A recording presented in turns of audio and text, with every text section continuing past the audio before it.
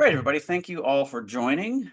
We're kicking off another session of what we call the office hours here, where I talk about CRQ, I talk about the cover products, and generally just how to operationalize risk quantification in your broader cybersecurity and risk management portfolio.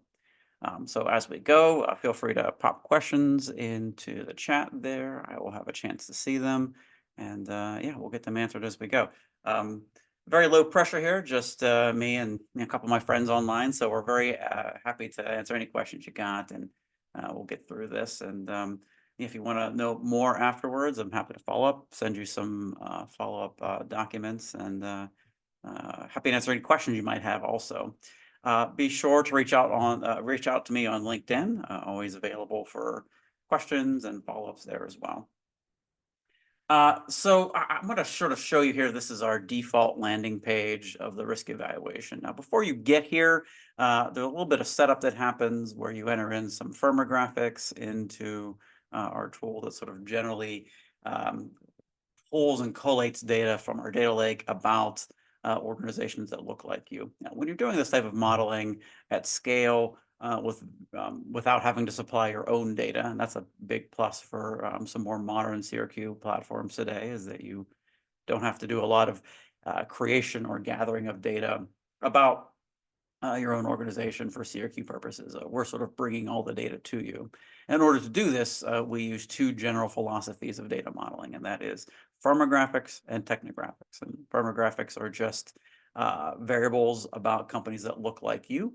And this allows us to go out to our data lake, gather data that looks about organizations that look like you, and then use some fancy data science to put together a distribution of here's what a general peer cohort looks like. On top of that, we're adding in a view of the technographics because sometimes you're attacked because of who you are. You happen to be in a particular industry.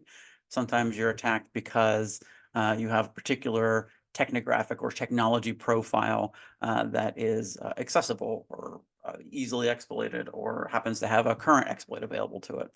So we're layering in both of those things together, blending in the distributions that are arising from what we're pulling in that data set, and then sort of building kind of what you see here. So the setup takes a couple minutes. I'll show you that in a second, and then you kind of get to this side of it. I think this is important because generally speaking, outside of what are some more what I'm sort of calling hobbyists these days, the CRQ experts that are really sort of tinkering around in Python or R or even Excel, sort of building their own distributions of loss. And then there's those that really generally understand the value of that, but really want to kind of put it into practice. And that's what you see in tools like the one I'm showing you here, is where you understand generally the math underneath it, don't need to code it. We're sort of pulling those results for you that way. And what you get is a series of distributions about future loss, since risk is about things that haven't happened yet. You have to forecast that to show in the future, here's the least it could be, the most it can be, and what that sort of midpoint is. And as you get closer to that, you get a better sense of what that loss looks like over time. And that's what we're sort of showing you. In this case here, in this widget here, here's what an average annual loss looks like. Different from you're expected to lose this much on average. That's a different question. This is, of all the simulations, the average was about $18 million. This is a really important number for calibrating your security spend to. If you're sort of looking for that ROI, this is a good number to look at. This 1 in 100 annual loss, or loss at the very right edge of that curve, at that 1 percentile value there. This is sort of a very worst case kind of scenario. If you had a very bad day, and out of all the simulations that we did about the next 12 months for your company, this is kind of what the worst one looked like. This widget over here shows you sort of a peer benchmark for frequency or annual events likelihood. So, most companies in this particular cohort had about a 40% chance of an event, and you're running a little bit ahead of that at 51% for this fictitious company called GCR Logistics. Here's some more around the peer cohorts there, to sort of provide you some benchmarking. Really interesting. close to average on this, but generally, as we saw, we're above on certain places that way. And what do you do about that? And that's where the section here in the middle really comes out. We'll dive deep into this in a minute, but this is kind of showing you if you only had three top things to do, what would those be? In this case, it's moving from initial to repeatable on these three controls here. And you can see the average effect and the 1 in 100 high effect you have there as well. Out of all the simulations that were done, these are sort of event statistics that show you on average there's about $654,000 US in losses. When you had an outage, it was about 45 hours, and the number of records compromised was about 4.7. This is important. I'll show you in a second here. We've been doing a lot of work recently on materiality for SEC purposes and materiality for building a more operational risk appetite statement. And sometimes you have to consider not just the financials in loss, but also some of those qualitative things as well. So we're putting some numbers to the qualitative thing around how big was the outage and how big was the data breach that way. Down here, one of my favorite features tells you a little bit about the vectors. These are aligned to might or attacked. So effectively, when you had an event, what were the general causes of them? And you can kind of see here where we're building this out based on a couple different things. One, the type of attack that's happening. People are just using replay attacks with valid accounts this way. Here's the amount of average loss that came about because of that, and the likelihood of that, and then sort of a deep dive on what are you most likely to see these types of attacks here. Human error generally going to be one of your higher ones. People make mistakes all the time, but the attacks underneath it also show you some valuable things here too.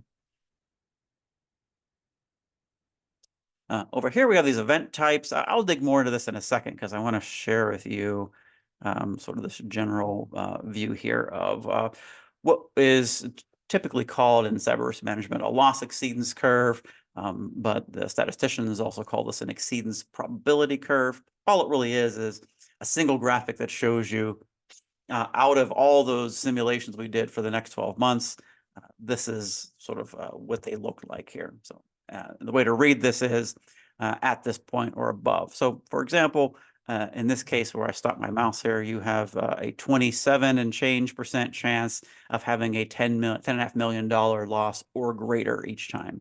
So the further out you go, the lower the probability goes and the higher the loss goes with that.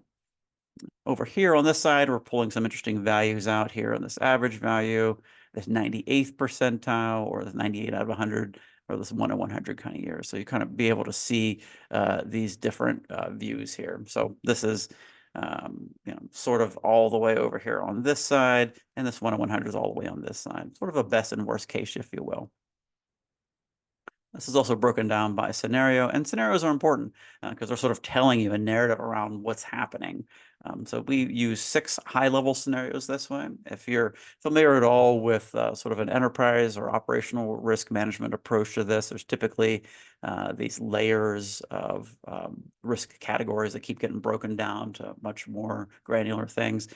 We've standardized on these 6 risk categories, probably at a layer 1 in a operational risk taxonomy model there because they're aligned to different sort of coverages that you can get in cyber insurance. So riders on your policy that way that cover different types of things. This is important for a risk transfer conversation, but you can imagine underneath this where you would align specific broken or missing controls in your organizations that would trigger these types of losses. And as you saw on the prior screen where there are threat groupings of these things as well. So valid accounts contributing to these attacks in these different types of ways. You can dig deep into each one of these scenarios here and kind of see, what this distribution looks like for just this business interruption case scenario. And then down here, the types of damage types or loss forms that are attached to these. So these light blue ones are ones that come from our data lake, and this dark purple one at lost clients. This is ones that you can specify for us. Whenever you're evaluating models of any time, and of any kind, and especially CRQ models, it's important to look at the pros and cons, the strengths and weaknesses of it. So when we have good data, we bring it to you, and when we don't have good data, we allow you to specify that. They're valid results without special data like this, but for something in particular you want to make sure that we blend into our data sets, we make sure we give you the option to do that. Another deep dive into these scenarios here is what we're calling our account drill down here. So you want to take a closer look at perhaps ransomware, or data interruption, or data breach. When you go into here, it's giving you a detailed view of effectively that same sort of summary screen, but just for this type of scenario here. So details about this 1 in 100 or worst case loss for just data breach, or average loss. What are the best controls to mitigate against data breach? Likelihood and benchmarking, all specific to that particular type of account. So, and here are these sort of risk drivers down here too. So what are the things that are triggering these types of events to happen? In this case, your trusted relationships are at the top of the list here at 1.38 million on average, driving a lot of data breach losses that way. So take a look at your trusted partnerships and the accounts that you have internally that are trusted, and sort of drive things that way to improve that particular scenario. But you can get a deeper evaluation of each of these kind of things by digging into these. I want to know what's causing the most business interruption that we have. And this is another useful one here. We can kind of say, oh, geez, it's people making mistakes. So great, let's work on a program to do this and figure out where we might be making the most mistakes. Another useful feature here is what we call the risk progression feature, and this is what's really giving organizations a sense of progress or risk over time, which is really important consideration when you're looking at periodic reporting. A lot of organizations we work with are doing monthly reporting, quarterly board reporting. There has to be some sort of cyber element to this way, and this is really what's enabling this. So here we have this progression distribution here that's kind of showing you not necessarily risk without controls, that sort of theoretical inherent risk definition you might find in some study guides like that. It's really baseline risk going back to our view of firmographics. So if you have everything in the initial position on a CMMI scale of 1 to 5, and they're just sort of basing that off of what are firms likely to experience. That's sort of what that baseline risk looks like there, 24 million. If you turn all the controls up to their highest setting, in this case 5, that's what the minimal risk looks like. So effectively, if you invested all this money and did all these controls, here's the least amount of risk you can have. This is important because risk elimination is rarely, if ever, a thing. So we're sort of trying to realistically communicate, here's how much we think you could possibly get out of this if you squeeze everything as much as possible. And then this current risk position is based upon the controls evaluation, which I'll show you in a second, that gives you a sense of where you currently are in your risk performance this way. We show some trending over time here. Losses are up, baseline risk is up a little bit, risk position score is dropped, which is contributing to our average loss that way. But also sort of looking and seeing what this looks like over time in terms of risk trends. There are some things that you're able to control, in particular, the assets that are deployed in your organization, the control strength associated with them, and some things you don't control. For example, those initial positions, like the broader firmographic trends that happen in different types of organizations, or to some of the technologies you've deployed in your portfolio. Those losses and the sorry, I keep thinking about ransomware goes up, goes down. It's also subject to inflation and what they think could happen. So as those things drift in and out, that's reflected in our data as well. So we're kind of able to show here, for example, in this case, there was things changed by our company profile, and that's what caused it to move. Here was a model update where we did some calibration to the data and made it more representative of reality for you. So that's something you need to consider as well. But this trend over time is very valuable to kind of show executives and board members these are things that are happening in the broader cybersecurity landscape that they need to be aware of. The other important thing is what I need to do about that. In reaction to that, are we okay with what those losses look like? And if not, what are some things we can do to get there? So if you had to buy down that risk, we don't like where we are on average, and we want to kind of look at some investment opportunities from a control perspective. Here's where you would kind of look at that. So moving from initial repeatable or initial to manage gives you a different distribution of risk reduction that way. So on average, you'd lose about 1.5 million less if you moved from a 1 to a 4, and on a worst case scenario, just over $17 million worth of potential loss. So that's where you kind of get this real good ROI here that says, if I did a thing, what would that, look like in terms of payback? If it costs $500,000 to move from, just under 2 to a 4, here's what that would look like in terms of payback in risk reduction terms. Very valuable that way. If you want to sort that by asset groups, as in what's the most effective thing I can do on any one of my assets, in this case, it's deploying some IAM solutions across a swath of infrastructure, all the way down to we're not doing risk assessments on some of our critical applications, so we need to do that as well.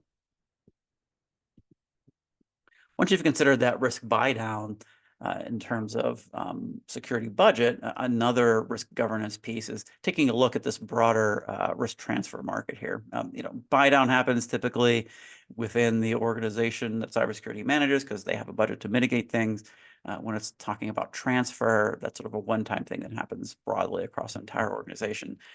So this is where you're kind of looking at this and saying, gee, are we comfortable with this? My general advice is to try and shift this coverage window as far right as the company is comfortable handling, which requires that you think about how do we fund any of the deductible values? Is that coming out of current revenue? Are we putting away money for that in some sort of a capital account? And then what do you do once you've reached that limit? And are we comfortable with, in this case, 12% that we're going to meet this aggregate limit here of $50 million? And what do we do if we have a $120 million event? This is where a broader conversation with the executive team, CFOs, others in risk management, and saying, do we need to allocate capital at the $140 million mark, or do we want to go all the way out to the tail and kind of look at that $177 million and say, gee, we need to start thinking about that. Which is why shifting that window to the right is valuable. You're far more likely to meet that deductible value than you are that limit value. So the more you move that, the cheaper premiums get because of that. But you still have to think about how you're going to account for that. Not just in aggregate, but also by scenario too. What's the most likely scenario that we're going to encounter that's going to push us out that way? In this case, it looks like it's going to be your business interruption and data loss and theft scenarios. So looking at controls that can help mitigate that, and then paying special attention to those riders in your insurance policies to make sure that you're covered at an amount that's meaningful to you. Another important part about this is, we're an independent third party. So we're leveraging cyber claims data broadly across a number of different providers to provide this data. What we're not doing is trying to sell you an insurance policy. So you get sort of an independent view of what that loss should look like, as opposed to going to a broker and insurer that is, financially incentivized to sell you a bigger policy. What we're doing is giving you an independent view of that. And that can be very valuable in those kind of conversations. Here's a bunch of different widgets that we include in what we call our CISA report, just sort of looking at, worst case, what's our top risk in this case? What does this trend look like over time? Best case, worst case on average. A control summary, where are my controls the weakest in general? What do they look like across all of our assets? Down here, what are my top technology risk drivers? So amongst all the technologies we're modeling, in this case, Windows is a driver of loss about 5% of the time, which is a couple percentage points more than our other solutions that way, including third-party service providers, which I'll show you here in a second. Lastly, and you'll see this screen again and the setup. This is the what we call our cyber sphere. So it's not a network diagram, it's a view of what are the modeling diagrams that we're using and how those are related. And we generally look at things in terms of employee endpoints, cloud service providers, and on-prem infrastructure. And these are the things that are generally driving loss, either providing access in your organization to loss, and then from there, lateral movement into the on-prem or cloud infrastructure environments that really drive loss.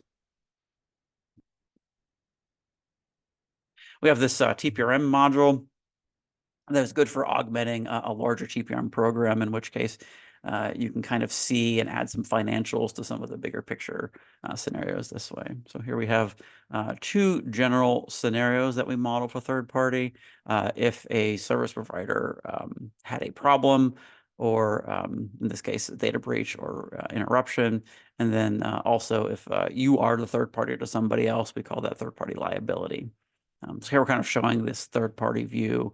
If they failed you in some way, what would that be in terms of interruption, in terms of data breach, and who are the biggest offenders in this case, and what does that look like in terms of average loss across all the simulations. So here you can go dive a little bit deeper and say, okay, in this case, Oracle Cloud is driving a lot of loss. We're leveraging and modeling the revenue impact of these things on your organization. So we take as input revenue, for example, and then we look at some different parameters that say across the different assets, how reliant are you on these things, revenue generation, and that's one of the core calculations that we use to derive these types of things. We look at data that's attached to these things as well, and that sort of gives you this overall picture of, here's where you're seeing the biggest losses. How much, and then, we have some very specific scenarios that came out in the catalog of events that we're able to sort of talk about here in terms of specific segments, specific technologies, and specific cloud service providers.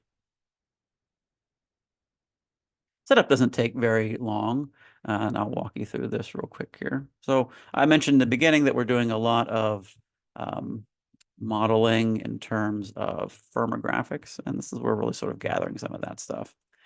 As you enter these things in, what we're able to do is go out to our data lake and match for these types of things. We have some external scanners that run and gather data back about URLs.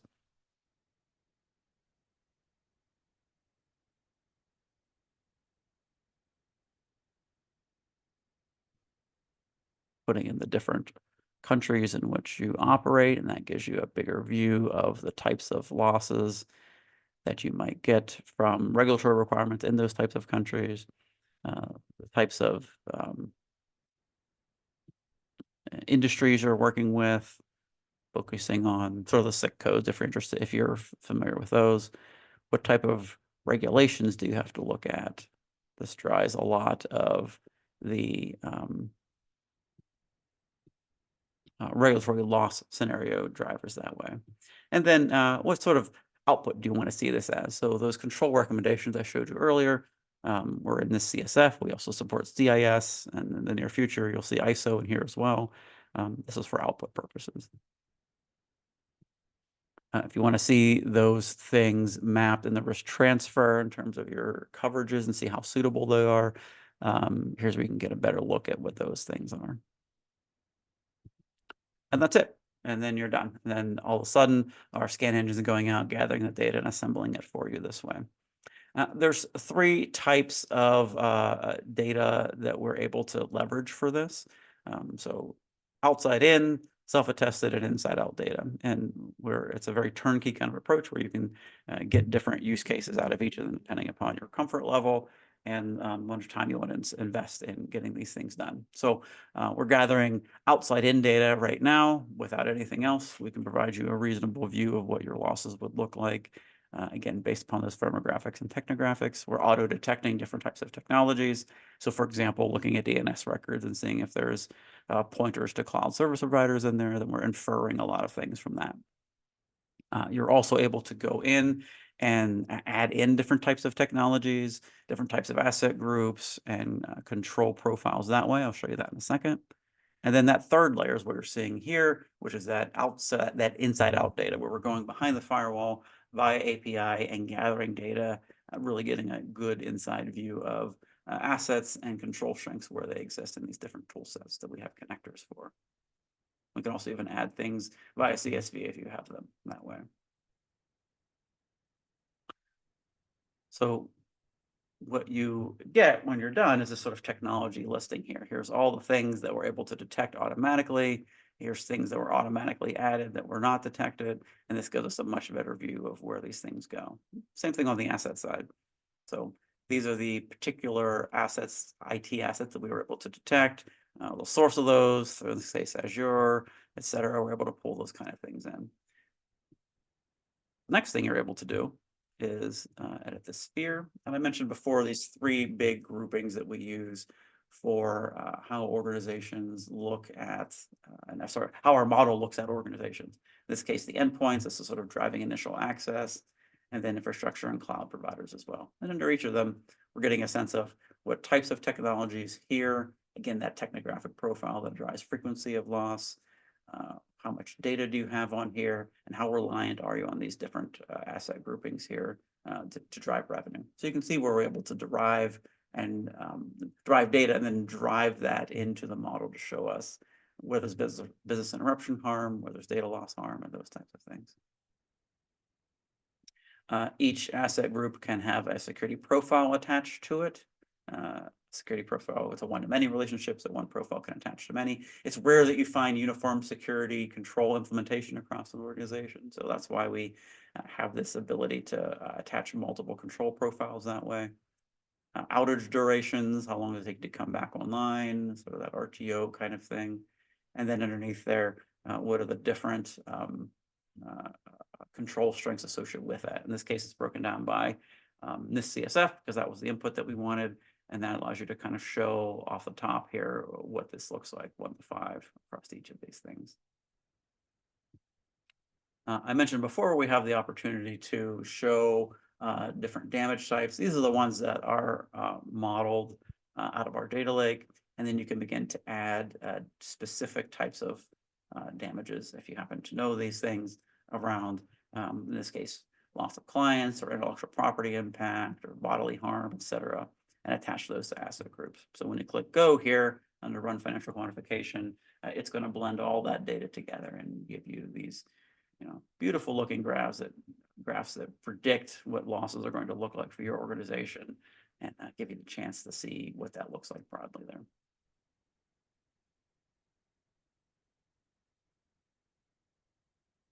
I'm going to share one more thing here that is kind of useful and something we've been doing for organizations. Sometimes we're putting things together with the intent of operationalizing them. And this has been one that's been very interesting to a lot of our clients. We've built some custom reporting this way around cyber materiality. And you're going to see this in the tool here and some of the upcoming office hours that we've done here. So based on some research that I have done and some work we've done behind the scenes to put this together, we've built this, we call it the materiality report. It's kind of showing you here are a variety of different thresholds. Important note about this is we're not telling you what the threshold should be. We're letting you select that threshold, but we're sort of showing you the consequences of that. So here you have a variety of different revenue targets based upon basis points of revenue. And this is helpful for selecting both the materiality threshold as well as a risk appetite threshold. When you do that, again, not just for financial, but for record counts, impact, and then outages as well. In this case, 11,000 records considered to be material and 24-hour outage. We're kind of showing you what that impact is going to be. So you have a 6% chance of hitting that threshold and then some other ones underneath it. And then kind of showing you, here's the general drivers of those types of things. So, events that exceed 1% of revenue tend to be 63% of the time data breaches, and here's the loss associated with that. Really driving down. And what I often say is this sort of adds to the corpus of information that a sophisticated organization can make to better understand how much are we going to accept, when do we begin saying things are material. There are other considerations for that besides this, but it really puts the CISO, I think, in the pole position of having something meaningful to contribute to that conversation, as opposed to a general maturity type of assessment where it's just, we're a 1 or a 3 out of 1 to 5 kind of stuff. Is that material or not? We don't know. But translating that to financials and then putting thresholds attached to it, very, very powerful that way.